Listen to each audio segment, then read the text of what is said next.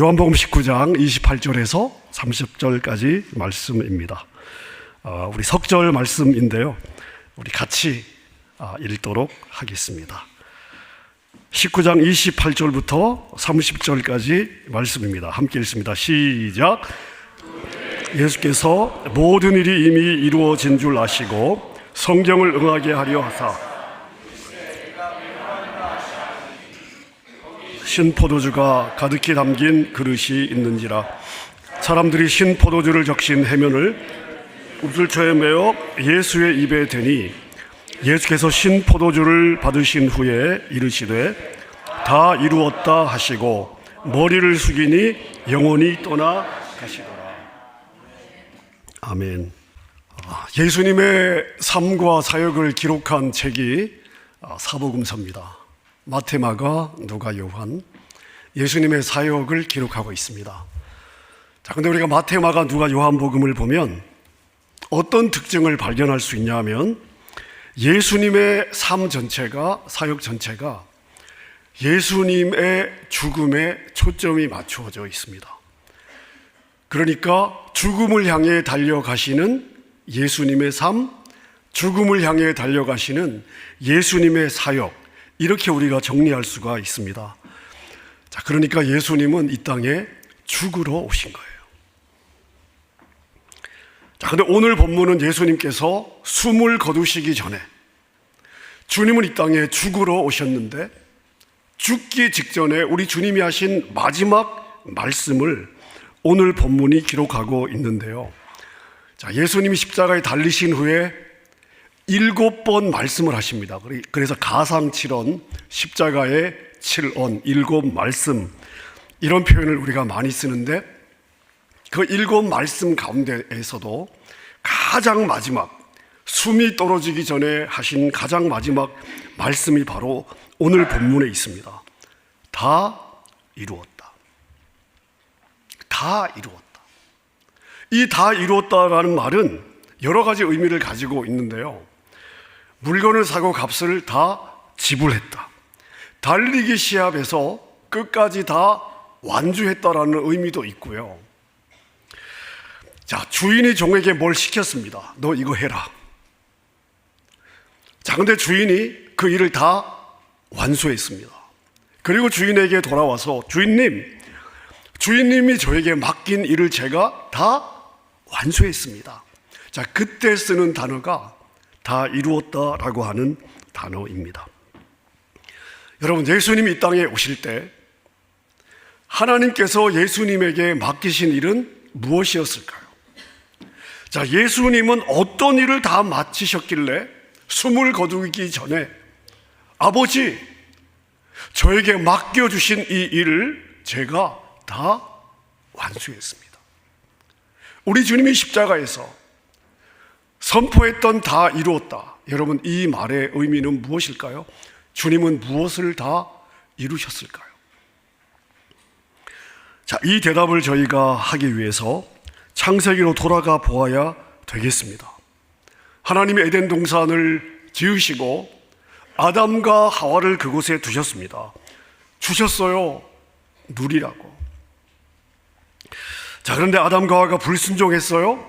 자, 불순종하는 순간 어떤 일이 일어났습니까? 자, 하나님께서 아담에게 주셨던 왕권, 이 땅을 다스리는 하나님의 대리 통치자로서 하나님이 부여하셨던 왕권, 이 땅을 다스리는 권세가 넘어갔습니다. 누구에게로 넘어갔습니까? 사단에게로 넘어갔습니다. 사단이 이 땅에 들어오면서 세상에 영향을 미치기 시작했는데 죄의 영향력을 가지고 들어왔습니다. 죄가 이 땅을 지배하기 시작했습니다. 죄가 이 땅에 들어오면서 많은 것들이 망가졌어요. 모든 것이 다 망가졌습니다. 우리가 창세기 3장을 보면 무엇이 망가졌는지를 아주 대표적으로 볼 수 있는 여러 장면들이 있습니다. 하나님과 인간의 관계가 망가졌습니다. 에덴 동산에서 하나님의 얼굴을 보면서 함께 교제하고 함께 친밀한 사랑의 교제를 나누던 자, 그러한 아담과 하와 하나님과의 관계가 깨어졌습니다. 죄가 들어온 이후에 아담과 하와가 어떻게 하죠? 하나님을 피해 숨습니다. 떳떳하게 하나님 앞에 설 수 없는 존재가 된 것입니다. 인간과 인간과의 관계가 깨어지죠. 하나님이 하와를 만드시고 아담에게 주었을 때 아담이 뭐라고 고백합니까? 내 뼈 중에 뼈요 내 살 중에 살이로다. 자, 그런데 죄가 들어오고 나니까 하나님이 주신 이 여자 때문에 내가 죄를 지었다는 것입니다. 여러분, 아담이 사람이 바뀌었어요. 죄가 들어오면 이렇게 사람이 바뀝니다. 하나님은 인간을 위해서 자연을 만들었어요. 6일 동안 천지창조, 아담과 하와를 위한 완벽한 환경을 만드신 거죠. 자, 그런데 죄가 들어오니까 어떻습니까? 자, 자연이 인간을 대적하고 그 자연을 선하게 통치해야 될 인간이 자연을 학대하는 일이 일어나게 됩니다. 자, 또 있습니다. 죄가 이 땅에 들어오면서 인간에게는 무엇이 찾아오죠? 죽음이 찾아옵니다. 하나님이 영생하도록 창조하셨어요. 영생하도록. 자, 근데 이제는 때가 되면 어떻게 됩니까? 인간은 죽습니다. 죽습니다. 이 모든 것이 다 사단이 이 땅에서 왕노릇하면서 일어나게 된 결과죠. 자, 여러분, 예수님은 십자가에서 왜 죽으셨습니까? 왜 죽으셨어요? 여러분, 우리가 죄인이잖아요.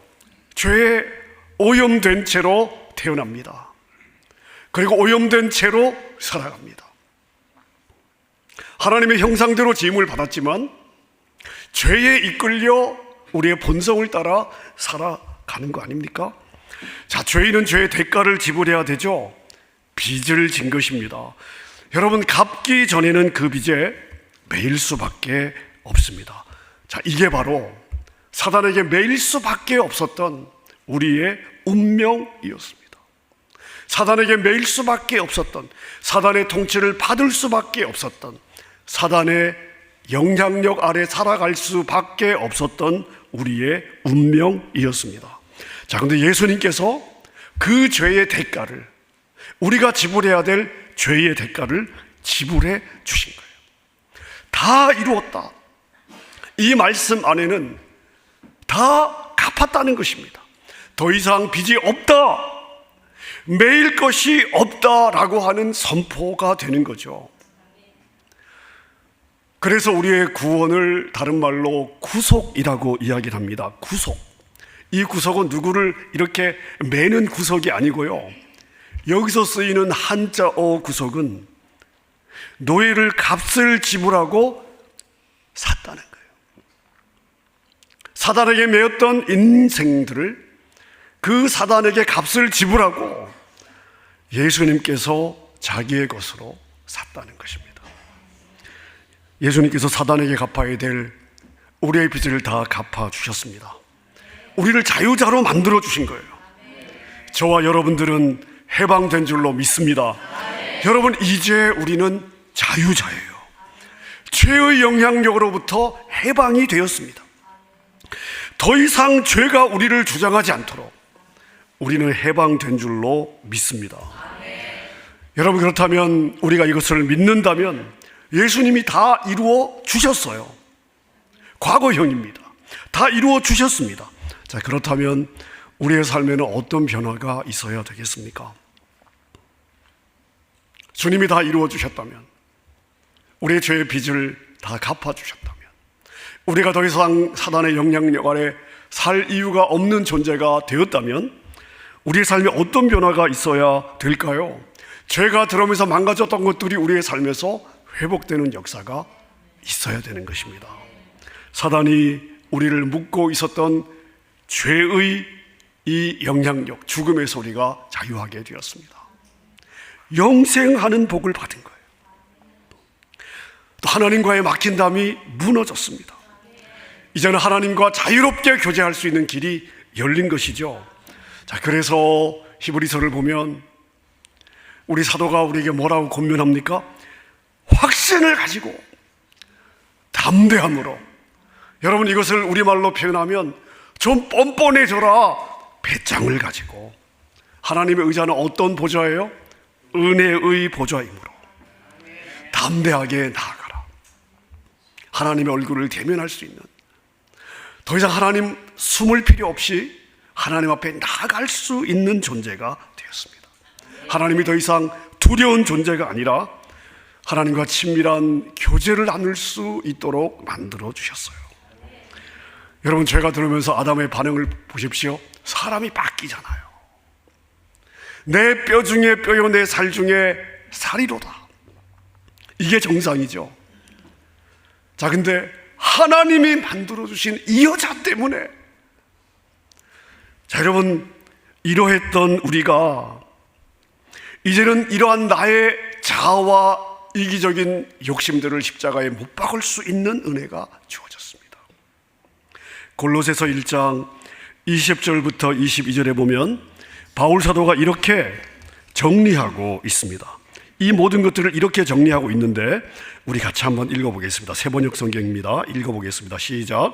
그분의 십자가의 피로 평화를 이루셔서 그분으로 말미암아 만물을 그 땅에 있는 것들이나 하늘에 있는 것들이나 다 자기와 기꺼이 화해시키셨습니다. 전에 여러분은 악한 일로 하나님을 떠나 멀리 떠나 있었고 마음으로 하나님과 원수가 되어 있었습니다. 그러나 지금은 하나님께서 그리스도의 죽으심을 통하여 그분의 육신의 몸으로 여러분과 화해하셔서 여러분을 거룩하고 흠이 없고 책망할 것이 없는 사람으로 자기 앞에 내세우셨습니다. 십자가가 다 이루신 것이 무엇인지를 바울 사도가 이렇게 골로새서에서 정리를 하고 있습니다. 하나님과 우리를 화해시켜 주셨을 뿐만 아니라 원수 되었던 우리를 그리스도 안에서 하나 되게 해주셨어요. 미래형이 아닙니다. 우리가 하나 될 것이다가 아니에요. 회복시켜 주셨습니다. 하나 되게 해 주신 거예요. 우리가 이것을 믿는다면 여러분, 우리 안에는 회복된 관계가 있어야 됩니다. 예수님이 여러분의 힘으로 해결할 수 없었던 죄를 보혈로 씻었음을 우리가 믿는다면 우리 안에 뭐가 있어야 되냐면요, 용서의 결단이 있어야 돼요. 깨진 관계의 회복이 있어야 됩니다. 만약 내가 용서하지 않고 관계 회복에 대한 열망이 없다면 예수님의 보혈이 나에게는 효력이 없습니다. 예수님의 십자가의 효력이 나에게 적용되는 것은 나는 원하지 않습니다. 여러분, 이 고백을 우리가 하는 것과 같은 것입니다. 우리가 예수님의 죽음을 헛된 죽음이 되게 할 뿐만 아니라 계속해서 예수님을 십자가에 못 박는 삶을, 나는 전혀 그런 의도가 아닌데 내 감정에 매여감으로써 그 일을 하고 있는 것입니다. 여러분, 예수님은 다 이루어 주신 줄로 믿습니다. 깨어진 관계가 회복되는 열매가 우리 안에 있어야 돼요. 여러분, 질병이 언제 들어왔습니까? 죄가 들어오면서 질병이 우리의 삶에 들어왔습니다. 자, 그럼 예수님께서 십자가에서 다 이루었다고 하셨다면 질병의 치유가 예수의 이름으로 일어나야 됩니까? 안 일어나야 됩니까?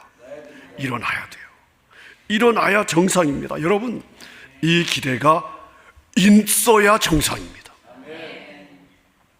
자, 물론 예수님께서 사역하실 때 예수님이 질병을 고치셨습니다. 예수님이 고치지 못한 질병은 없습니다. 죽음까지도 살아나는 역사가 있었습니다.